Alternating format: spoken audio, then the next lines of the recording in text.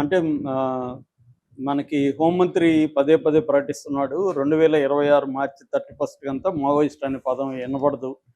మావోయిస్టులు అనేవాళ్ళు ఒక్కరు కూడా మిగలరు అనేది ఆయన అనౌన్స్ చేశాడు. దానికి తగినట్టే వాళ్ళు కార్యాచరణ ఇంకా ముందుగానే మావోయిస్టు ఉద్యమం కంప్లీట్‌గా పక్కకెళ్ళిపోతుంది అన్న హ్మ్. వార్తలు వినిపిస్తున్నాయి. అంటే దీంట్లో ప్రధానంగా 2 రకాల వ్యూహం కనబడుతుంది. ఒకటి మావోయిస్టులని పెద్ద ఎత్తున చంపేయడం. హ్మ్. గాయపడిన వాళ్ళని కూడా తీసుకెళ్ళి హాస్పిటల్‌లో చేయకుండా గాయపడినా, దొరికినా ఎట్లైనా చంపేసేయడం. హ్మ్. దొరికితే చంపేయడం అంతే. రెండవది పెద్ద ఎత్తున గందరగోళం క్రియేట్ చేసి మావోయిస్ట్ పార్టీస్‌లో చీలికలు తీసుకొచ్చి ప్రజల్లో కూడా దీని పట్ల వ్యతిరేకతను క్రియేట్ చేసి సానుభూతి పరులంతా కూడా ఒక గందరగోళాన్ని క్రియేట్ చేయడం. హ్మ్. కింది కేడర్లంతా కూడా నాయకులే ఇలా అయిపోతున్నప్పుడు మనం ఎందుకు ఇక్కడ అని వాళ్ళు కూడా వచ్చేసేట్టుగా చేయడం. ఓకే. అంటే అందరిని చంపాలన్నా కూడా ఇబ్బంది అవుతుంది. హ్మ్. కాబట్టి 2 మార్గాలు తీసుకున్నారు. హ్మ్. అందుకనే నిన్న హోంమంత్రి అమిత్ షా అనౌన్స్ చేశాడు. 2024 జనవరి నుంచి 2100 మంది సరెండర్ అయిపోయారు.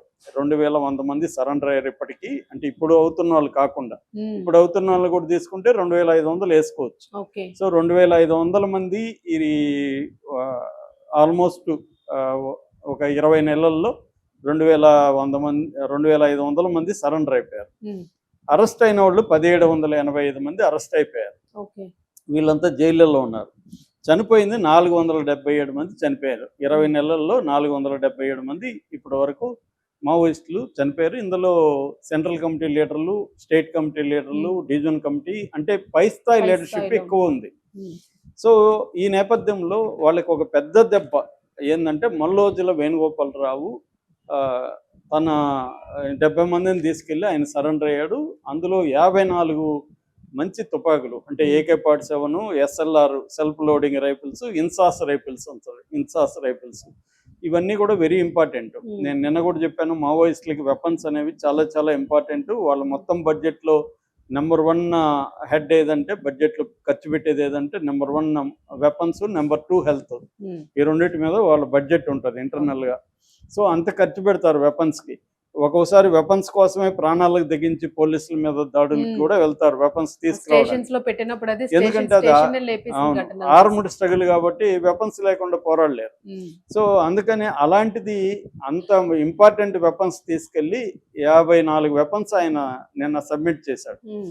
దాంతో పెద్ద ఎత్తున విమర్శలు వచ్చాయి. అట్ ద సేమ్ టైం మావోయిస్టులకు వ్యతిరేకంగా కూడా విపరీతంగా పోస్టులు వచ్చాయి. హ్మ్. వీళ్ళ పని అయిపోయింది అది ఇది. ఇప్పుడు రెండవది ఈరోజు ఇంకా పెద్ద ఇది ఆసన్న. హ్మ్. ఆసన్న కూడా సెంట్రల్ కమిటీ సభ్యుడు ప్లస్ DKSZC అంటారు, Dandakaranya special zonal committee. Okay. దాని ఇన్ఛార్జి ఆయన ఈరోజు సరెండర్ అయిపోయాడు.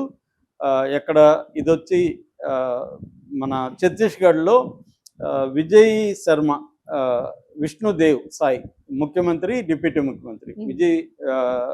విష్ణుదేవ్ అని ఆయన ముఖ్యమంత్రి, విజయ్ శర్మ అని ఆయన డిప్యూటీ సీఎం. వీళ్ళ ఆధ్వర్యంలో మొత్తం దాదాపు 300 మందితో సరెండర్ అయ్యారన్నారు. 208 మంది పేర్లు అయితే బయటకు వస్తున్నాయి. మిగతా వాళ్ళు కూడా త్వరలోనే చెప్తారంటున్నారు. మొత్తంగా ఈయన 300 మందిని ఆర్గనైజ్ చేసి, అంటే ఈయన ఒకడే ఆర్గనైజ్ చేసింది కాదు. ఈయన అంటే ఇదేంటంటే ఒక 2-3 నెలల నుంచి జరిగే ప్రాసెస్.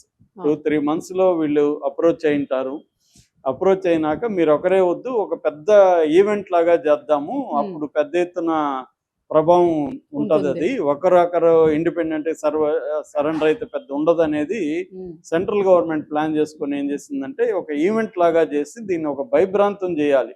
అంటే మొత్తం సరెండర్ అయిపోయారు మావోయిస్టులు అన్న నెరేటివ్ను జనంలోకి తీసుకెళ్ళాలి. ఆ యాంగిల్లో మొన్న మల్లోజుల అయ్యాడు. ఈరోజు ఆసన్న, తర్వాత రణిత అని ఒక మహిళా కామ్రేడ్, ఆమె కూడా ఏంటంటే ఇక్కడ మాడ్ అంటారు, అబూజ్ మడ్ని మాడ్ అంటారు. ఈ మాడ్ డివిజన్కి సెక్రటరీ ఆమె. ఆ డివిజన్ కమిటీ అంటారు. ఈ డివిజన్ కమిటీలో 15 మంది డివిజన్ కమిటీ సభ్యులు. అది వెరీ వెరీ ఇంపార్టెంట్. అంటే వీళ్ళంతా కోర్ మావోయిస్టులు అనమాట. వీళ్ళు ఇప్పుడు 208 మంది ఈరోజు లెక్క అక్కడ. ఈ 280 మంది 70 వెపన్స్ సబ్మిట్ చేశారు.